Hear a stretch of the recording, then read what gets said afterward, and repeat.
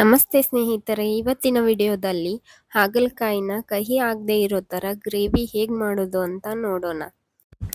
ಮೊದಲಿಗೆ ಒಂದು ಪ್ಯಾನ್ಗೆ 1 ಟೇಬಲ್ ಸ್ಪೂನ್ ಎಣ್ಣೆ ಹಾಕಿ, ಎಣ್ಣೆ ಕಾದ ನಂತರ ಅರ್ಧ ಸ್ಪೂನ್ ಸಾಸಿವೆ, ಅರ್ಧ ಸ್ಪೂನ್ ಜೀರಿಗೆ, ಹಾಗೆ ಸ್ವಲ್ಪ ಕರಿಬೇವು, 2 ಉದ್ದುದ್ದಾಗಿ ಹೆಚ್ಚಿರೋ ಹಸಿಮೆಣಸಿನಕಾಯಿ ಹಾಕಿ, ನಂತರ ಒಂದು ಸಣ್ಣದಾಗಿ ಕಟ್ ಮಾಡಿರೋ ಈರುಳ್ಳಿ, 5-6 ಎಸಳು ಬೆಳ್ಳುಳ್ಳಿ ಹಾಕಿ ಚೆನ್ನಾಗಿ ಫ್ರೈ ಮಾಡಿ.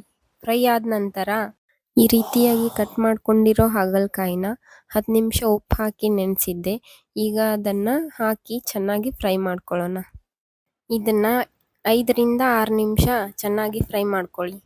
ಆನಂತರ ಟೊಮೆಟೊ ಹಾಕಿ ಟೊಮೆಟೊ ಸ್ಮೂತ್ ಆಗೋವರೆಗೂ ಫ್ರೈ ಮಾಡಿ.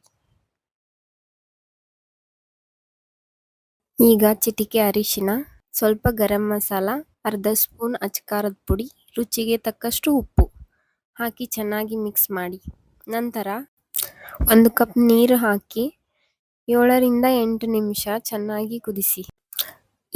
ಈ ಮೆಥಡ್ನಲ್ಲಿ ನೀವು ಒಂದ್ಸಲ ಟ್ರೈ ಮಾಡಿ. ಹಾಗಲಕಾಯಿ ಕಹಿ ಅಂತ ತಿನ್ನದೇ ಇರೋರು ಕೂಡ ಇಷ್ಟಪಟ್ಟು ತಿಂತಾರೆ.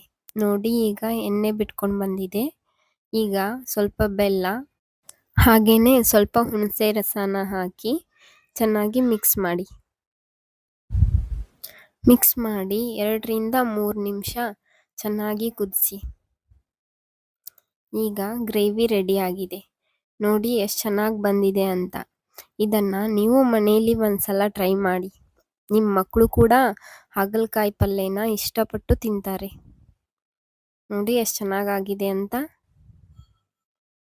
ಈ ವಿಡಿಯೋ ನಿಮಗೆ ಇಷ್ಟ ಆಗಿದ್ದರೆ ಲೈಕ್ ಮಾಡಿ, ಶೇರ್ ಮಾಡಿ, ಸಬ್ಸ್ಕ್ರೈಬ್ ಮಾಡಿ. Thank you.